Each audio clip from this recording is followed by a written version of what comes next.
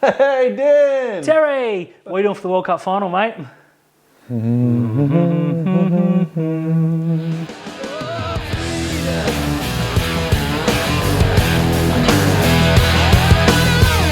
Hey, well, welcome back to another episode of Rugby League Outlaws, brought to you by our good friends at Top Sport, onelittlefootyfan.com.au, and at the Stubby Club. Don't forget to like and subscribe. Dan, it's a week of rugby league. What a week of rugby league. What a week of rugby league. The Australian Rugby League team's done exactly what we knew they would in both the men's and the women's game, and that is reign supreme, at least for another week. How are the England teams doing, mate? Well, we won the Cricket World Cup, which is what we set out to do. Now, before we get into the World Cup, we've got some interesting news this week. Yes, big week. Talk to me about the news, Dan. Look, Brad Fittler, everyone's favourite Origin coach if you're a Queenslander. Not Josh Addo-Carr's. Well, that's where I was going with this. Has come out and said that he wants to change the eligibility rules and say that anyone that's played in New South Wales or Queensland for the age of 14, I believe, should be eligible for New South Wales, Queensland, and play for whoever they want internationally. I think this is just Brad Fittler wanting more players to pick from when he could have just picked the right ones in the first place. Rubbish. Yeah, look, I'm cool with, Toto and Luai and all that going and playing for Samoa, but you don't want to open it up to James Fisher-Harris and Jason Taumalolo and guys who are Kiwis, first and foremost, and they are passionate about being Kiwis. Jason Taumalolo had the opportunity to play for Queensland and Australia or New Zealand, and he chose New Zealand. So if you've got the option to play for New South Wales and Queensland or New Zealand or England... that's completely fair, but you can't go out and play for Queensland or New South Wales and line up for the Kiwis and say, yeah, I bleed for this. No. Well, 50 grand says you don't, mate. Now, I can understand, like you said, with the second tier nations, okay, it's good for the game to have like Luai and Crichton and Toto, as you mentioned before, playing for these nations and giving them a lift. I'm okay with that. But when you start bringing in the Sonny Bill Williams and, the Sam Tompkins, not that he would ever play Origin, just dilutes it. I think the best thing for Origin, as a New South Wales fan, would be for Brad Fittler to become ineligible to coach further, because I like winning series. And under him, very, very difficult. Yeah, look, that's fair. And I'm with you on this. It's not often that you and I will agree on something when controversial statements come out, because one of us likes to sit on either side of the fence. But no, we're good. We're good on this here. I think Fittler's just trying to overshadow the fact that he can't coach, and he was dumb for not picking Josh Addo-Carr. Now, speaking of dumb, Terry. Speaking of dumb, the West Tigers are getting rid of their best half, and the Knights are getting rid of their best player. Talk to me. Rugby league at its finest. Two bum clubs getting worse. I actually like this move, because the West Tigers, for whatever reason, and we'll discuss more in depth in a minute, have decided that Jackson Hastings is a lock. Jackson Hastings says, I'm not a lock, I'm a half. Everyone who watches rugby league says he's a half, and their best half. David Clemmer wants out of Newcastle, and by choosing the Tigers, says that he'll do anything to get out of there. I think both clubs come out in front. The Tigers get a forward who dwarfs the rest of their pack, Papali'i incoming, of course, aside, and Newcastle get a half that can play football, and they haven't had for probably a year and a half. So I think it's a good move. Joe Johns. There you go. Well, 12 and a half years going on now. I think it's a good move, and that hurts me to say. The Tigers, if they get Clemmer, and there's rumours that the Bateman deal will be done now that it's over, that they will have Clemmer, Coruscant, Uduikamanu, Bateman, Papali'i, and Joe Ofahengawa as their starting forward pack, and that is one of the best packs in the competition. It is. If they had halves, and they don't because they're getting rid of their best, that would be a real problem. Luckily for us, they're not. And luckily for us as well, they don't have backs or a coach. Or a centre. Or anything. Now, with Newcastle getting Jackson Hastings, I don't really like a Hastings-Ponga combo, and I can't see it working. Also, as well, Newcastle's reason for getting rid of Clemmer is they've got too many middles. Yeah, okay, you do. And then when you list them as Adam Elliott, Jack Etherington, and the Saifidi brothers, well, you got middles, but they stink. Yeah, they play a combined 15 and a half minutes. Yeah, I don't know. I don't know what's going on with Newcastle, and I don't know what's going on with the Tigers. Like, Newcastle literally went to them and said, we'll give you Clemmer for Brooks. They said no, and they're like, okay, what about Hastings? Yeah, okay. Yeah, we'll give you the worst. In Newcastle's defence, though, Hastings is better than any half they have on their roster at current. No, Hastings is a great deal for them.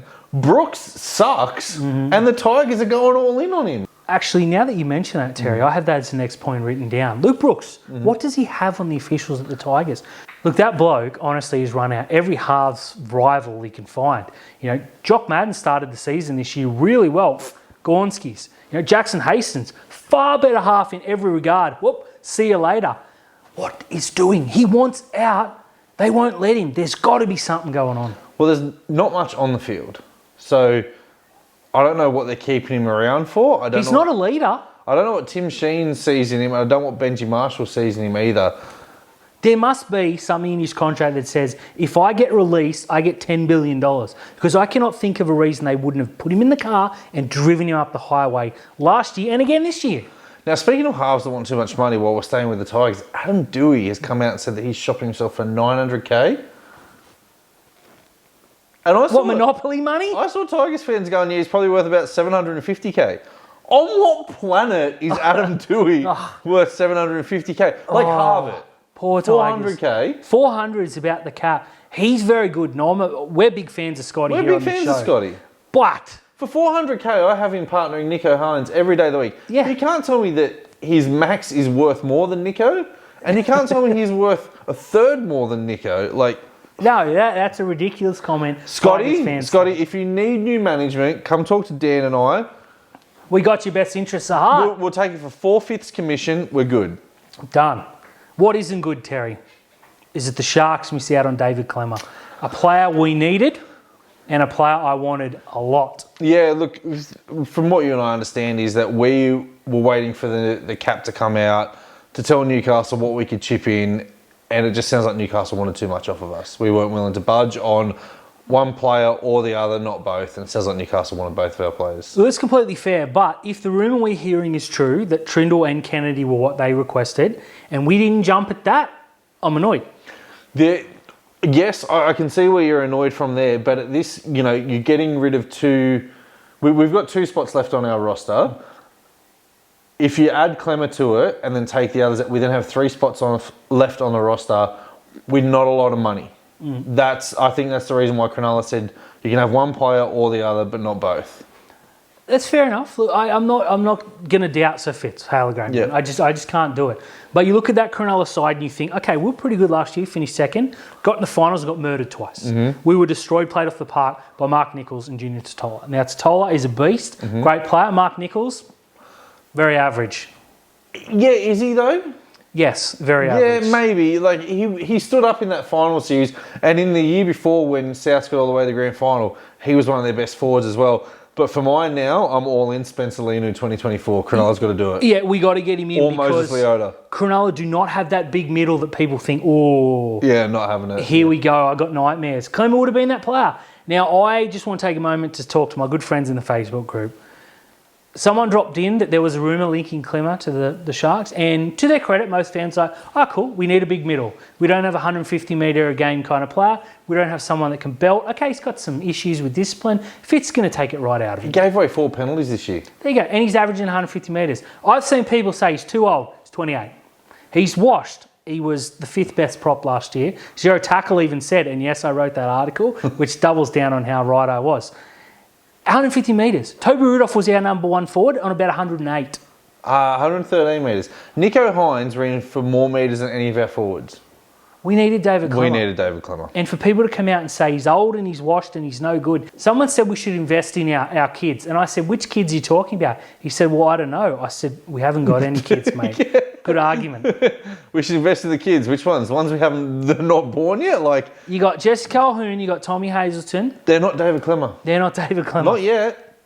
28-year-old David Clemmer, former Origin prop, should have played Origin last year, let's be honest. Should be on the Kangaroo Tour. Says, hey guys, I'm pretty interested. And we say, but the kids? No. No, I don't know. Head scratcher. Big news, Terry. What is it? Huge news. The Go for NRL draw has been released on time for the first time in 4 years, I must point Yeah, it's out. good to see Ricky Stewart whinge his way into the softest draw in competition history, as it's been called. Yeah, it has. And look, thanks to Zero Tackle Scott, I know you're watching, for writing Cronulla have another easy draw. Stop it. We don't need that filth. But I think the draw's pretty good. Yeah, it's not bad. I love the hot takes around it. Fans going, "Oh, we should have been at home in round one." Newcastle fans going, "Oh, we deserve to be at home in round one against New Zealand." No, you don't. New Zealand New Zealand deserve to not leave New Zealand for a year. Every team should have done what the Tigers did and taken their game to New Zealand. If you had a home game against New Zealand, you didn't take it there, Cronulla included. Sort yourself out. Yeah, I think it's pretty bad. Now, what I did notice the Tigers do is say, "Hey, we'll dedicate some of the home takings," and they don't really have a home ground at the best times, let alone taken away in the World Cup. So I don't think it's quite the Mother Teresa that the fans are building it out. But I agree. I would have liked to see some clubs offer that. If Cronulla had turned around to the Warriors and said, "Yeah, we'll take the game to Christchurch," you don't have it up on the North Island where they've got a fan base. Take it down south where everyone hates them. That's completely fair. We sell some more merch as well. Damn straight. I don't know. Speaking of which, though, Sharks are on their way to Perth. Interesting. We are, yeah. Play the Rabbitohs in a double header. I think the other game's not worth watching. Nah, it's Bulldogs Newcastle, I think. Yeah. Terrible. So go there for the first game and then go there. I'm going to Perth. Yeah, I'm going to Magic Round. I actually booked. I ummed and ahed 3 or 4 times, and just to make sure, I booked a non-refundable flight on the way back, so I have to go now. I saw a really good idea from our friend Gav on Twitter that said I'm going to drive up the day before and stay in Coffs Harbour. Beautiful idea. I'm going to do that and then make my way up to Brisbane and then just drive home on Sunday. That's fair. So just going up for the Saturday? Just going up for the Saturday. The main event. And that Saturday, I just want to take a moment. Opens with a game, who cares? The Sharks play the Dolphins. I love how they've done that. Sharks versus Dolphins. It's the battle of the ocean. 5:30. That fins up is on the line as far as I'm concerned. Absolutely. And then in the main event, South Sydney versus Melbourne Storm. Wow. Don't care. No, me neither. 5:30. 5:30 is the main event. Pretty sure that's a fixture. If it's not, who cares? It's not worth it. Leave it in. But that game, Saturday afternoon, I can't wait. I'll see you there. Okay, I'll drive you home on Sunday. Thanks so much.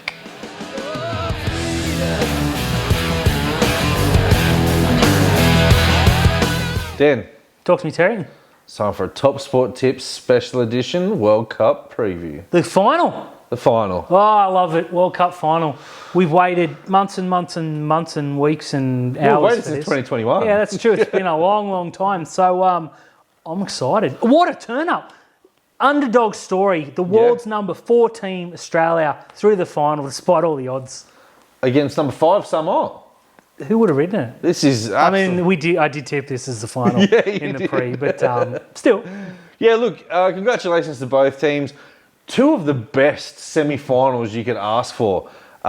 When Murray went over at 16-14, I thought the Kiwis are going to have to throw the ball around here. They did the complete opposite. They had 13 offloads in the first half, just played one out footy after that. They did, although I got to admit, when Rapiner busted through and made Jack White look like a complete second grader, as some may say he is, I thought, that's game over. And then they went right and Jerome Hughes kicked on the first tackle. And I got Andrew Voss, okay, I love the bloke. Adokar did not touch that ball. No, Adokar was a foot from it and he goes, "Oh, what's a dropout at very least?" And I was like, I know it's early, but I'm pretty sure he missed it by a foot and a half. Anyways, I've got to say, New Zealand were very, very good and they very, very, very much deserved to win. I want to say, though, there is one thing from this tournament that has been incredible, and that's the foresight of the selectors to book the Kiwis planes home the next day. Congratulations for getting it spot on. Saved the bundle. Absolutely, they did. Could have been a $10,000 mistake, but everyone knew that Australia was winning that game,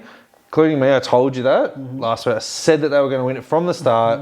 So 13 plus, though. The Kiwis were the favourites or whatever it was. No, it wasn't having any of that nonsense. Australia could have sent a second string side over there and still going to win this competition.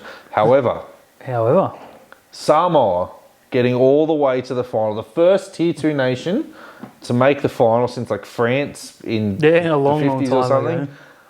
But what a turnaround. Incredible. A couple of weeks ago. Turnaround. Yeah, well, everyone was writing Matt Parrish off saying, the Johns brothers, gone quiet now. That side were way better than that performance. Yeah. And we said that the Penrith players went over there and partied and came in hungover. I still maintain that's factual. Jerome Luai could not have played any worse. And since then has been the man of the match in every game. Yeah, he's been fantastic. Golden boot favourite for mine. Well, we said from the start of the tournament that he was the difference between the other two tier 2 nations because they had a half who was a genuine, origin and title winner. And with the great respect of the other, there's pretty decent halves. They're not Jerome Luai. They're not, the Aussie halves or the Kiwi halves. I just want to point out, this is how good Jerome Luai is, right? Because he had to carry a scrub in Anthony Milford playing halfback. And he does it at club level, having to carry Nathan Cleary as well. Completely fair. So Jerome Luai going to win the Golden Boot. I think he's going to. I think Samoa are in with a red hot. I'm going to tip him. Look, they're in for a red hot chance. If Samoa lead 10-0, this game will come down to the wire. If the Kangaroos lead 10-0, it's game over. It's a whitewash. Yeah. I'm really excited. This is the perfect final. I know England at home, and I know you being a fan does suck. I feel like this was England's chance to win, and it's a shame they're not there. But this is the final that everybody wanted to see. Yeah, I think the final that everyone would have wanted to see would have been Samoa and New Zealand. Oh yeah. But this is what I wanted to see. But it hurts that England didn't make it. But for the betterment of international rugby league, all these kids now that have got the opportunity, that are growing up in Western Sydney or anywhere in Sydney or anywhere in Queensland, anywhere around the world, that play rugby league, that are eligible for Samoa, Tonga, or whatever, they're going to pick that nation because Jerome Luai and Brian Toto and Stephen Crichton and Spencer Linu and Junior Paulo and Josh Papali'i, all the guys who should have been playing in the Australian team. Imagine how stacked that Australian team would have been. This is the reason.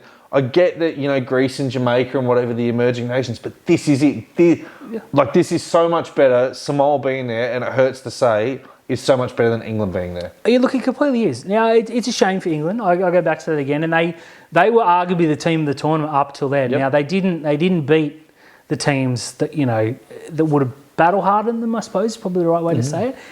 The winner of Tonga and Samoa was always going to be a real problem. Yep. And I maintain that. Andrew Fifita and Jason Tolmolo started a movement, and now we see all these players. Going back to the Tier 1, everyone's saying, well, Samoa's got to be Tier 1 now. No. Leave them as Tier 2, or we're not going to get this because Luai's going to play for New South Wales, so is Toto, Crichton, Papali'i will go back and play for Queensland. He's probably the only one that might stay because he's coming towards the end of their career. They can't put that prestige and that money aside. Do not fix what is not broken, and this is not broken. Nope. This is incredible. This is exactly what we wanted to see. Let these guys here, who are Western Sydney born and raised with Samoa heritage, bar Crichton, I didn't realise Stephen Crichton was born in Samoa, but let these guys who have gone and played for New South Wales, let them go back and play because of their eligibility. They were, as you said, born and raised. Stephen Crichton was 2 when he came over here. Yeah, absolutely. He is the person who should be playing for not someone who came over when they were 12 or But this is it. This is what it means to rugby league on the international scale. They're I'm backing them this week. Yeah. I'm Samoan. Have you seen in England, back in Samoa, out west, Melbourne, the parties? Yeah, it's incredible. So many cars with the Samoan flags just flying around everywhere. It's amazing, right? It's incredible. I love it. Now I'm gonna be a bit of a downer here. I think Australia win. Australia's gonna flog them. But you've got people coming out that says this is bad and this is blah blah blah, and Australia win by 60. Okay, if Australia win by 60, so be it. Samoa have still made a World Cup final. Yeah. This is something that we'll look back on for many, many years to come. This is something in 2017 when Andrew Fifita was ankle tapped and tackled. They were a metre away from getting into the World Cup final against Australia. Samoa have gone one better. And they've had to do it the hard way. Yeah. They had to play Tonga, who started this movement, and then play the host nation. Yeah, host nation twice. But they had to play them in a semi-final in London, where no one cares about rugby league. Yeah, well, there was half as many Samoan fans as there were England fans. It was incredible. In terms of tips, what do you got? Look, head says that Australia are going to win Don't worry about that. And win this well. Heart says Samoa deserve this, and I'm all in. I'm going Samoa 1-12. That would be the best for international rugby league, but I am really, really hoping that doesn't happen because I don't think Australia could rebound. As much as I think Mal Meninga's absolutely fluked his way through to a World Cup grand final, I think Australia win and win handsomely. Yeah, look, Mal Meninga's not the coach Michael Hagan is. It's just Mal Meninga's the face of it. Yeah, completely fair. So there you have it. Get on it. 50-50 split. So you back with both. You can't go wrong. Yeah. Now, Terry, I have a question. Yep. International Rugby League, fantastic. I think we can both agree. Do you agree that we need to see more of it? We do. And it needs to be strategic in how they grow the game from now on. I think during origin periods, like how they haven't just shut the competition down for 3 weeks. You could have a 3-team, you could have, the tests, Tonga and Samoa. Now, I heard someone turn around and go, but the Samoan players like Luai and that will be playing for New South Wales. Yes, as they should be. Yep. But Anthony Milford will still be there. Jason Taumalolo will still be there. Probably, David Fafita will be playing for Queensland, but Kafusi, all these kinds of guys, you'll still get 2 really good teams. You will get 2 really good teams. You get Isaiah Katoa. Yep. An emerging superstar of the game would be able to play for Tonga. Yeah. And then you get the next halves coming on to be Jerome Luai, and you get the opportunity to develop a young half like Katoa, so they do have a great half for international. That's test number 1 for mine. Test number 2 has to be Fiji versus Papua New Guinea. Oh, absolutely. You put them both, you put them either out at Campbelltown or you put them at Parramatta Stadium, whatever that's known as this week, or you split them one there and you put one across in New Zealand. Yep. I guarantee you that you put Tonga versus Samoa on the headlines, it sells out. People don't care who plays for it. If you were to put one game in Western Sydney, Tonga versus Samoa, and then take game 2 over to New Zealand, the NRL would have a cash cow. You can thank us later, PVL, because we've got that for you. Get on it. Now, you could do a 2-game test, PNG Fiji, 1 game in PNG, 1 game in Fiji. Yeah. There are, it's limitless, honestly. Now, I know injuries, etc., but we've seen players hurt in the shower, supposedly, running in the Corso. Yep. Playing with the kids. We saw Glenn Maxwell fell over at a birthday party and missed the entire summer into cricket. Stuff happens. Let's get these on the game. Yeah, you see the cricketer that trod on his kid hanging out the washing or something. Stuff happens. Yeah. It is ridiculous. Let's get it happening. Game 3, Cook Islands, Lebanon. Yeah, I agree with that. Now, a lot of people are going to say, what about England? Okay, it's fine to fly players across to New Zealand and back. England disrupts their competition too much. End of year, though, I would like to see England fly down to the Southern Hemisphere and play the 4 big sides. Because we need England playing, with the greatest respect to France, Ireland, Wales, but they're not up to that level. That's where you have France playing Scotland and Ireland in those teams. And then you have Greece and Jamaica playing. That's the only way you get the players better. Now, I love the World Cup, and I know these blowouts, they're hard to watch sometimes. They're good for rugby league, but you don't want them all the time. Okay, World Cups, you get what you get. But yeah, you got to put the teams the closest together. I mean, Tonga Samoa has to happen. That is the one. End of year, that has to be. I would rather watch that than Origin. Yeah, me too. It means a lot more to people than Origin. If New South Wales won, I might say something different. We'll come back to that next year. But I think the end of next year has to be International Rugby League. Okay, if some players need some time off, absolutely get it. You won't see the genuine superstars all the time. Remember the old 4 Nations we used to run that? Yeah. Run that with the Pacific Island teams, even if you don't bring Australia in. Imagine a 4-team series of Tonga, Samoa, Fiji and Papua New Guinea. I'd go mental for it. Let it go. Throw New Zealand in there too. I'd buy four different jerseys and just wear them all the time. Mate. It has to happen. International Rugby League is going great guns. Happens every time the World Cup. Please don't let it die this time. Please don't let it die. Now, Dan, the big question here. Did England and New Zealand choke? For mine, New Zealand came in as favourites, technically as the number 1. They were beaten by Australia by 2 points. No choke. I will leave England to you. I don't think New Zealand choked. I don't agree with their number 1 ranking in the world, and I don't agree with Australia's number 4 ranking in the world. That's the most ridiculous thing that I've ever seen. A team that's won 8 of the last 10 World Cups, they lose a test match, every now and then. Yeah. It is ridiculous. I don't get, I get other teams play test matches around there. It don't matter. It don't matter. Australia are the number 1. Yes. Add a stretch number 2, maybe. I don't think that's a choke. Now, England's definitely. To come in off a 60-point win and then lose England's at home. Definitely a choke. Now, I saw some people turning around and going, if this was played in the north of England where the English fans are more passionate, you understand, south in London, it's rugby union based. The atmosphere, if you have a look at the atmosphere in game 1 versus the semi-final, game 1 was so much different. It needs to be, for mine, taking it to London, with all great respect to Arsenal, it's a fantastic stadium. They didn't even half fill it. that game needed to be played in Huddersfield or Wigan. Leeds or Wigan or St Helens. I don't think they could have played at St Helens because Liverpool were at home. Gotcha. So you play everywhere else in a smaller ground where the fans are ferocious for their rugby league and for England. I think it's a different story. Yeah. Now you turn around and go, what does the crowd have to do with it? Everything. Yeah, it's tough. The minute Samoa made a mistake, you kind of got the golf clap. Yep. If they had made a mistake in Huddersfield, like, you could guarantee there would have been like kids thrown on the field. Yeah, well, you saw when the goal went through, the field goal from Crichton, rather, the crowd went up. Yeah, the crowd went mental. There was a lot of people that there were just like, oh, what's this rugby league nonsense? Oh, the blue team won, yay. I do agree with that. I think that's a very good point. Mm-hmm. In saying that, it doesn't matter where they played that game. England should have won. They had a red carpet run with the fact that Australia and New Zealand were on the other side of the draw, because if Australia are number 1, New Zealand are number 2 and play England number 3, and New Zealand probably spank England, to be fair. Although maybe not at home. I don't know. They didn't do it the last World Cup, and everyone thought they were going to. That's true. This was their chance. I think they'll be a little bit down upon it. I did notice them say we're building something towards the future. This is the best English side we've seen for a lot of years. So I think that's true. Yeah, it is. And I'm glad that the media is starting to pay attention now. And lots of people are saying these English stars, the young English stars, need to come over to Australia and play in the NRL now. Whilst I agree with that to some context, if you take all the best players out, the Super League becomes even worse than it is. Yeah, that's completely I would love to see certain players, like Jack Wellsby needs to be in the halves in an NRL team. The elite players should be the elite of the elite.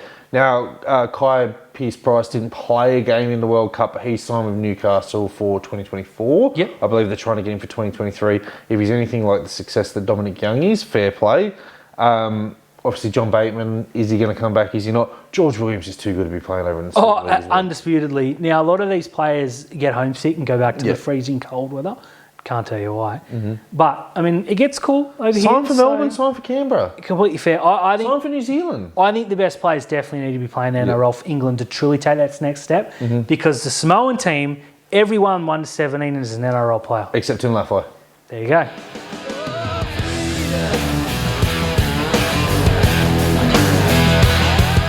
Hey, well, thanks for tuning into another episode of Rugby League Outlaws, brought to you by Punctured Media, our good friends at Top Sport, onelittlefootyfan.com.au and the Stubby Club. Don't forget to like and subscribe, get all your merchandise from there. Drop them a review as well, drop down our review. Tell us what you think about our World Cup predictions. Yeah. What's happening. Who are you tipping? Because we care. I'm tipping Samoa. I was asking the people, I'm tipping Australia. Well, they're going to back me and tip Samoa. How'd that go for you last week? Who cares? Yeah, it's true. Rugby League, baby!